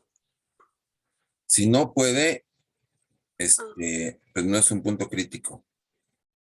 ¿Sí? Y aquí se acaba. ujú. ¿Puede la contaminación? Es que es como un poco confusa esa pregunta, pero Está muy déjeme confuso. ver qué puse, qué puse en el mío. Ah, ¿puede la contaminación? Es decir, si vas a encontrar más adelante al... Después de la recepción, pues podría ser que sí se encuentra. Entonces, vamos a la siguiente pregunta, que es, ¿una etapa siguiente eliminará o reducirá el peligro hasta un nivel aceptable? ¿Hay algo que destruya a vibrio en otra etapa? Sí, más adelante vamos a tener procesos térmicos que van Ok, a entonces la jugar. respuesta es sí, y no es un punto crítico de control. Fin de la historia, por lo pronto, Ujú, para esta etapa. ok, ¿Ok? ok, Ahora sí, perfecto. Paula, perdón. Es que el mío es muy similar al de Tania, es igual la recepción de canal y pues básicamente todo lo que ¿Vas ya, a hacer carne de cerdo solo deshuesada? que con bovino, ajá, solo, Ok. bueno, hipotéticamente, porque todavía no ¿Y tengo qué mi peligro? lugar. El peligro es, he estado trabajando con E. coli, o 157. Ok. Entonces, vamos a suponer que ya consigues un lugar. Ajá, Estás haciendo ahí in situ una visita y dices, le checan algo a esta carne o nada más la reciben, ¿no? Y pues, lo ajá, mismo que con Tania, si no lo tienen nada, pues ajá, entonces quizás tú sí podrías recomendar por lo pronto una medida de control en esa etapa, ¿no? O sea, no está, pero pues yo creo que sí es, o sea, no hay, entonces tú dices, el control en esta etapa es necesario para la inocuidad. Pues sí, o sea, aunque después vayas a someterle algún tratamiento, que en el caso de ustedes, por lo visto, no, entonces con mayor razón se requiere modificar el proceso para garantizar la cadena fría por lo menos desde cuando llega. O sea, si no desde el origen, por lo menos desde cuando llega con ustedes, ¿no? Entonces la modificas y ya ahora sí respondes que sí y tendrías que contestar, ¿la etapa ha sido diseñada específicamente para eliminar o reducir la probabilidad de un peligro hasta un nivel aceptable? no, No, entonces nos vamos para la otra. ¿Puede la contaminación con el peligro aparecer o incrementarse hasta niveles inaceptables? sí, Sí. ¿Una etapa siguiente eliminará o reducirá el peligro hasta un nivel aceptable? no. No. Entonces la etapa es un punto crítico de control. Doc, y si hay, por ejemplo, o sea, en ese punto, por ejemplo, llegan, pero se congela la carne, igual no sería una, o sea, eso no elimina ni reduce el peligro, o sea, sería igual, no. Exactamente, sería no. Sí, porque si de origen venía caliente, pues a lo mejor ahí está E. coli, ¿no? Y tú vas a Ujú, congelar E. coli, pero E. coli sigue ahí. ok. Tania, ¿levantaste la mano o estás curando sobre la Biblia? Sí, Quiere eh, chocarlas. es que sí, también. Bueno, a ver, Me surgió una pregunta. En caso de que en el obrador existieran esterilizadores para cuchillos, no elimina el patógeno, pero sí reduce su presencia en algunas zonas, ¿podría considerarse o no? a ver, ¿para qué esteriliza los cuchillos? Para disminuir la carga bacteriana en caso de que haga un corte, ¿no? Sí, pero ¿de dónde sale esa carga bacteriana? De la misma carne o en caso de que, ¿De la misma carne o del corte de la pieza anterior? de la pieza anterior. Se recomienda que lo hagas entre piezas para evitar que Contaminación cruzada, ¿no? exactamente contaminación cruzada. Entonces, esto es muy interesante Porque vamos a suponer que tu producto cumple con la cadena fría, ¿sí? Y tienes una pieza que viene libre de salmonela en tu caso, y pues qué padre, ¿no? Está libre de salmonela, qué bien. Pero vas o sea, no tienes ese proceso de desinfección de cuchillos entre diferentes piezas, y entonces trabajas primero una que sí está contaminada y empiezas a trabajar ahora la que ya había entrado y que estaba muy bien, pero si no tienes eso, la vas a contaminar, ¿sí? Es decir, aquí tenemos dos posibles fuentes de contaminación. Una de origen, que la canal ya venga contaminada, y la otra es en el proceso. Ahora, la esterilización de las cuchillas es un punto crítico de control, es un POES o es una buena práctica.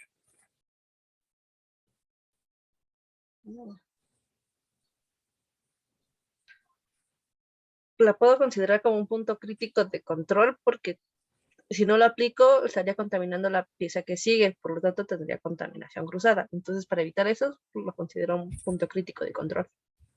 Ok, puedes establecerla como un punto crítico de control. ¿Por qué no te conviene establecerla como un punto crítico de control? ¿Por qué no? Sí, ¿por qué no? ¿O por qué sí? Ah, porque sí, pues, para evitar contaminación cruzada entre pieza y pieza. Ok. Bueno, normalmente los puntos críticos de control conviene ponerlos el menor número de ellos posibles, ¿sí? Reducir el número de puntos críticos de control porque son caros, porque estos requieren un operario que esté monitoreándolo. Es decir, tú tendrías que poner a alguien que monitoree, por ejemplo, la temperatura del agua que tú estás utilizando para esterilizar, ¿sí? Y que monitoree que realmente tú introduzcas el cuchillo el tiempo suficiente para que se esterilice antes de que lo uses. Que lo puedes hacer si dejas un cuchillo y tomas el que estaba previamente. O sea, si tienes dos cuchillos, ¿no? Porque ya uno está estéril, lo que tú estás trabajando tiene el tiempo suficiente de esterilizarse. Pero si nada más lo remojas, ¿eso será suficiente para que se esterilice o No, tiene que tener la temperatura y el tiempo. normalmente es temperatura y tiempo, ¿no? Entonces, sí puedes hacerlo un punto crítico de control, pero no es conveniente establecer demasiados puntos críticos de control, sino hay que poner el mínimo de puntos críticos de control y tratar de sustituirlos en la medida de lo posible con buenas prácticas y POES. Aquí podrías hacer un POES, podrías hacer un procedimiento operativo estandarizado de sanitización de cuchillos, ¿sí? Y entonces haces toda tu metodología. Un POES es un documento que puede ser una hoja, pero puede ser a lo mejor un poquito más. Describes cómo haces el procedimiento, porque a lo mejor no solamente es temperatura, que son creo que normalmente 82 grados centígrados lo que les piden en los cuchillos para desinfectar. 83.5. ¿Cuánto? 83.5. 83.5, ok. Pero hay quien pone también algún ácido orgánico, agregándolo, que hay que ver si funciona un ácido orgánico a esa temperatura. Por ejemplo, el cloro no sirve de nada, ¿no? A esa temperatura se volatiliza y no funciona. Pero tal vez un ácido orgánico sí, lo desconozco. Habría que ver si los ácidos orgánicos funcionan a una temperatura tan alta. O podría ser la temperatura y luego enjuagar en una solución desinfectante que sea grado alimenticio, que no vaya a contaminarte la pieza que tú vas a manipular, ¿no? Pero sí se recomienda que en general no haya dos puntos críticos de control, sobre todo para un mismo peligro, ¿no? Son diferentes fuentes, estoy de acuerdo, pero como aquí es contaminación cruzada, es más fácil controlarla solamente con un POES. Y lo puedes hacer, ¿no? Tú puedes. ¿Vale? Ok, va, gracias. Y habíamos terminado contigo, ¿verdad, Paula? Si era un punto crítico. Bueno. Sí. ¿No me falta ya nadie? No, ¿verdad? Ok. Bueno, se puede hacer así, o el árbol puede ser como lo estoy poniendo en este momento en la pantalla, ¿sí? Que es muy parecido, nada más cambia un poquito la terminología, pero las decisiones son fundamentalmente las mismas. Dice, ¿existen medidas de control para los peligros identificados en esta etapa? ¿Sí o no? Si no, ¿se requiere ejercer control en esta etapa para garantizar la calidad del producto? Y aquí es, si no, no es un punto crítico de control, ¿sí? Y si sí, pues hay que modificar la etapa o rediseñar el proceso del producto. Y entonces, aquí ya sí existen, ya lo rediseñamos, como hicieron Tania y Paola. Y entonces esta etapa ha sido diseñada específicamente para eliminar un peligro, para reducir un nivel aceptable. Si sí, pues entonces es un punto crítico, y si no, ¿puede la contaminación alcanzar niveles inaceptables en esta etapa? No, entonces no es un punto crítico de control.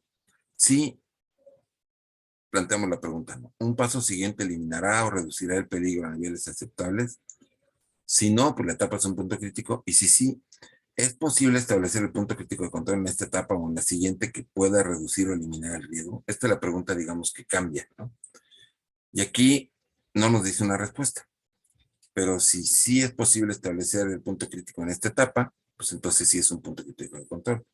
Si es en la siguiente, pues entonces no es un punto crítico de control y la siguiente sería el punto crítico, ¿no? Es lo que dice Codex, es la diferencia. Bueno, y ya a estas alturas estamos así, ¿no? Viendo diagramas de flujo que a veces nada más nos confunden, pero bueno. En fin. Les voy a compartir la presentación, por cierto. Bueno, algunos de los puntos críticos de control que son característicos: la cocción, el enfriamiento, la pasteurización, el rotulado, los detectores de metales. Por ejemplo, en plantas de deshuese, como las que ustedes están mencionando, particularmente las de cerdo, el detector de metales es muy importante. ¿Por qué, Tania? ¿Por qué? Porque se pueden ir pedazos de cuchillos o de sierra en los canales. Y eso sobre puede ser. todo pedazos de aguja Sí, sí. en el lomo. Es donde más se encuentra, en el lomo es la pieza. ¿Por qué? Porque no vacunas tú a los lechones y a los cerdos de engorda en la pierna, porque arruinas el jamón. Entonces normalmente lo hacen en el lomo y ahí no se daña tanto. Y entonces, pero a veces si el cerdito se echa a correr, se lleva el pedazo de aguja y ya no la sacas, ¿no?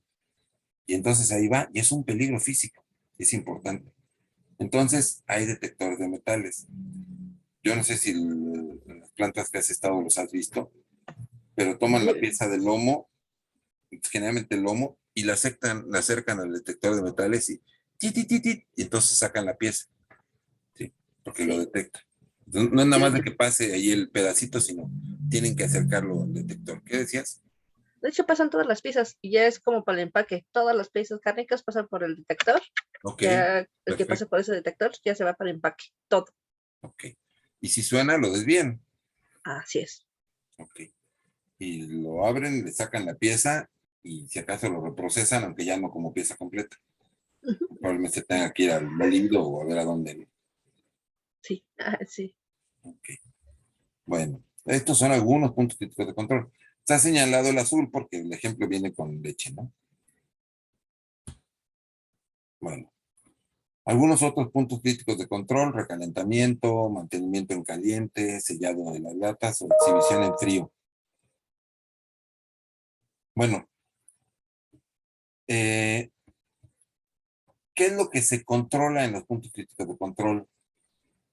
Puede ser la temperatura y tiempo para pasteurización o para esterilización, pero pueden ser algunas otras cosas como el nivel de pH que se mantenga por debajo de 4.6, o que las latas estén selladas y que garanticemos que no hay microfugas, o presencia de una AW inferior a 8.86, etcétera, ¿no? Otra forma mucho más sencilla de hacer el árbol de decisiones, para saber si un punto crítico es un punto crítico de control o no, es hacer una sola pregunta, ¿no? Y nos olvidamos de todo el árbol anterior. Podemos hacerlo de las dos formas. Y yo les recomiendo que lo hagan de las dos formas a ver si les da el mismo resultado. Que es, si pierdo el control en ese punto, por supuesto, ¿Es probable que un riesgo significativo para la salud ocurra? ¿Sí o no? O sea, si todo depende de eso, si decimos que sí, pues es un punto crítico de control y tal, ¿no? Y si decimos no, ¿por qué? Pues siempre va a haber una razón, vas a hacer algo después, el peligro no es tan significativo, lo que sea, pues entonces no es un punto crítico de control. Fin. Entonces, aquí se simplifica toda la pregunta del árbol de decisiones anterior a una sola pregunta, y es válido, siempre y cuando tengamos los argumentos, ¿no? Bueno, vamos a dejarlo hasta aquí porque son 9:47 y yo me tengo que ir en 10 minutos a mi clase de licenciatura. Pero les voy a compartir la presentación. Ah, es enterovirulenta. Creo que sí. Apenas estoy viendo ese mensaje, perdón. Bueno, a mi pregunta del... eh, eh, eh. Bueno, les voy a compartir la presentación para que ustedes la tengan y vean si pueden avanzar también en los siguientes puntos y me lo hagan de tarea. Terminar todo el HACCP, así muy como viene, ¿no? Nada más respondiendo las preguntas que se plantean en las diapositivas para cada caso de los productos que ustedes estén tratando, agregando el flujograma de su producto, ingredientes, definiendo el producto. Tania, sé muy explícita, no nada más carne, ¿sí? Carne empacada, despiezada, no sé, ¿no? Empacada al vacío, describe si lleva un emplayado, si, cómo rayos se está haciendo, ¿no? O sea, tenemos que ser aquí suficientemente explícitos para que lo entienda todo el mundo, porque esto es la base del HACCP y de todos los sistemas de inocuidad, el ser descriptivo, el que lo podamos escribir de tal manera que cualquiera pueda entenderlo, eh, cualquiera con un cierto conocimiento técnico, ¿no? Pero, pero sin omitir, digamos, pasos, sin obviar situaciones. Ah, bueno, es que sí. Entonces, temperatura, ¿no? Toma de temperatura, ¿no? Y decir de una vez qué temperatura, cómo lo vamos a hacer, si vamos a tomar, decíamos, de una sola canal, del vehículo. Y esto, sobre todo en lo que sigue, que es el establecimiento de los límites críticos, es fundamental. ¿Por qué? Porque pues muchas veces decimos temperatura y tiempo, ¿no? Sí, ya como, pero temperatura y tiempo ¿de qué? Pues de la pasteurización, sí, pero ¿de la leche o del equipo? Y no es lo mismo, créanme que no, puede haber una diferencia de 1 o 2 grados. Y a lo mejor yo tengo en mente, por ejemplo, para cocción, eh, para temperatura que tiene que alcanzar un pollo en rosticería, son 80 grados, o 80 grados es el horno. ¿Y qué conviene que yo le establezca en el punto crítico de control? Porque a lo mejor digo, no, pues es que yo me refiero al pollo, ¿no? Pues está bien. ¿Cómo vas a tomar la temperatura de los pollos? ¿Cómo le vas a hacer ya? ¿Cómo va a ser el operario para hacer eso? Tu termómetro de vástago puede funcionar muy bien para canales en un tráiler, en un camión, pero no tan bien para un pollo en un rosticero. Te vas a quemar, ¿no? O vas a ponerlo ahí, entonces tu termómetro va a empezar a girar con el resto del pollo. ¿Y en qué momento lo agarras, no? Sin quemarte. Entonces, a veces, o sea, puede ser más preciso si tú lo haces en el producto, pero más sencillo si tú lo haces para el horno, ¿sí? Las recetas que seguimos, no sé si ustedes han cocinado, pero yo hago pavo una vez al año por lo menos, y una rosca también por lo menos una vez al año. Pero en la receta viene la temperatura del horno, no del producto, ¿sí? Y tanto tiempo tiene que estar en el horno y luego hay que sacarlo del horno, pero nos van diciendo del horno. Nunca nos dicen, no, pues métale, ching, ya me desconecté. Nunca me dicen, meta un termómetro de vástago dentro del pastel o de lo que sea para ver a qué temperatura está. Oh, rayos. Bueno, sino que no, lo que nos dicen es cuál es la temperatura del horno. Y entonces probablemente sea 2, 3, 4 o 5 grados arriba de la temperatura que nosotros necesitamos en el producto. Y eso, ahorita, para una receta, pues a lo mejor no es tan importante comprobarlo, Pero cuando estamos estableciendo el HACCP, tenemos que hacerlo por lo menos con un producto, con un pavo o con un pollo, en la zona más fría del horno, si es que un horno puede tener una zona fría, ¿sí? O sea, para que yo garantice que si ese que quedó en el rinconcito alcanzó la temperatura que yo necesito para destruir la salmonela que puede venir hasta el centro térmico de la pechuga, pues entonces ya todos los demás van a quedar libres, ¿no? Entonces, este establecimiento de los límites críticos es fundamental. ¿Y cómo y dónde voy a medir esos límites críticos? ¿Sí? Que eso es la parte que sigue, es donde nos quedamos y lo que vamos a ver para lo siguiente. Y es la parte ya más técnica, donde tenemos que hacer pruebas, donde tenemos que validar, donde tenemos que hacer modelos y ponernos a experimentar, ¿sí? Y a lo mejor inoculamos pollos con salmonela y los metemos y los sometemos a procesos y luego tomamos muestras y vemos dónde sigo aislándolos y donde ya no, pues ese es el punto. Es decir, aquí vamos a necesitar hacer trabajo de investigación aplicada para decir sí o no, o tener una documentación, pero muy real, porque a veces la documentación que tenemos es pues, de Estados Unidos, de Canadá, de Europa, donde tal vez los pollos son más grandes o son diferentes porque se alimentan de otra forma, etcétera. Entonces, siempre tenemos que tratar de adecuarlo a lo nuestro. Y aquí es donde nosotros vamos a meter la parte técnica científica en las evaluaciones que estemos haciendo, ¿sí? No sé, si tienen preguntas, dudas o comentarios.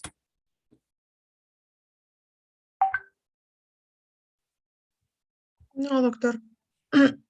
Claro. Bueno, ya veremos. Les dejo entonces de tarea esto. Si quieren, lleguemos hasta lo que vimos. Si se avientan a hacerlo completo, perfecto, para la semana que entra. Si no, vamos a tener la semana que entra la oportunidad de terminar esto y pues prácticamente ya terminaríamos. Nos quedaría todavía una semana más, ¿verdad? No sé. Para que viéramos análisis de riesgo aplicado a alimentos, que es un poquito diferente, es más que nada para importación de animales y productos, sobre todo en este caso productos alimenticios, que es distinto al HACCP, ¿sí? Porque ya no es para un proceso, un producto, sino para un lote que viene de importación o que se va de exportación a otro lado, etcétera, ¿no? Es otra cosa. Pero es muy parecido, los principios son muy similares y pues vamos a ver cómo se hace eso, ¿no? Pero Bueno, la siguiente sí es la última semana, ¿no?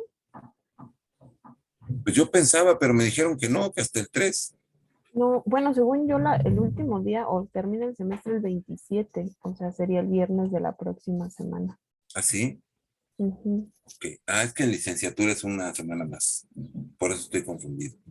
Sí, de hecho, estaba viendo que creo que este es el último enlace que les compartí, la última fecha que viene, creo. Entonces el otro se los mando, lo creo ese día y se los mando. Pero entonces sí sería la última. Ok. Bueno, entonces voy pues igual y ahora sí les grabo la presentación que falta, para que ya nada más tengamos las presentaciones de ustedes. Sí, yo creo que eso hacemos. Los puntos que faltan, que es el tercer punto. Bueno, 3, 4, 5, 6, 7, o sea, los 4 últimos principios. 5, porque vimos 2. O sea, 3, 4, 5, 6 y 7. Que ya los últimos, que es documentación y todo eso, los vamos a ver así nada más, comentarlos y no les voy a pedir que hagan documentación porque es todo un chorizo, ¿no? Pero los vemos para que ustedes mencionen de qué tendrían que llevar registros, así como mencionamos ahorita, ¿no? Pues que sea un punto crítico de esto, un POES, digo, y demás. O sea, lo mencionan de qué se tendrían que hacer esos registros y ya, pero, pero no los van a desarrollar. Y entonces nos enfocaríamos en que ustedes hicieran esas presentaciones la próxima semana. Si son 5 y tenemos 2 horas, esas 2 horas son 120 minutos entre 5, nos da, pongamos 20 minutos, 15 minutos mejor para cada quien, máximo. ¿Sí? Es más, vamos a tratar de hacerlo en 10 para poder tener una buena retroalimentación. ¿Sí? No expliquen la parte teórica, ya la vimos en la presentación, ustedes digan simplemente, pues estos son los puntos críticos. Aquí está el cuadro, mi análisis les voy a mostrar también unos cuadros de ejemplo de cómo se puede asentar todo esto, cómo se va desglosando la etapa, cómo se van poniendo las respuestas a las preguntas, y si llegan a la conclusión de que eso no es un punto crítico, cómo se reducen después estos a 2 o 3 puntos críticos, y luego finalmente decidimos si nos quedamos con 1 o 2, o sea, tratamos de reducir al mínimo. A lo mejor al principio sí consideramos, como dice Tania, pues también los cuchillos como punto crítico de control, pero ya después del análisis, del segundo análisis, podemos a lo mejor omitir uno de los dos y cambiarlo por un pues o algo así, o dejarlos, porque finalmente si se justifica, pues hay que dejarlo, ¿no? Ni hablar. Pero siempre hay que tratar de evitar que sean muchos, porque cuestan caro y entonces no le van a entrar los productores, lamentablemente. Bueno, ¿sale?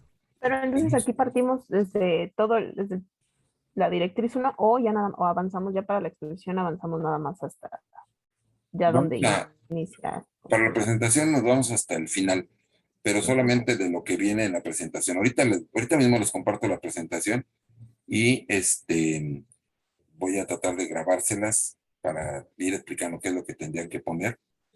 Y porque ahí en la presentación faltan unos cuadros que yo quería comentarles. Entonces, ahorita les mando la presentación, pero en la que yo haga van a venir 2 o 3 diapositivas más, con esos cuadritos de resumen que aclaran mucho cómo se presenta este informe de Hassen. ¿Sale? Ok, y ya por último, ¿cree que pudiera también compartirnos la presentación de lo pasado, de los planes de muestra? Creo que de eso no ¿No nos se las compartió. compartí?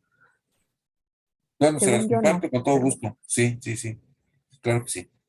Sin problema. Gracias. Bueno, sale pues. Pues entonces nos vemos no estoy choco yo, está choca la cámara, con razón. Yo decía, ¿por qué estoy? Estaba mal puesta. Bueno, nos vemos el próximo lunes. ¿Sale? Sí. Que les Hasta vaya muy luego. bien. Nos Bye. vemos. Muchas Inicio de gracias. semana. Hasta Hasta luego. Luego. Hasta luego.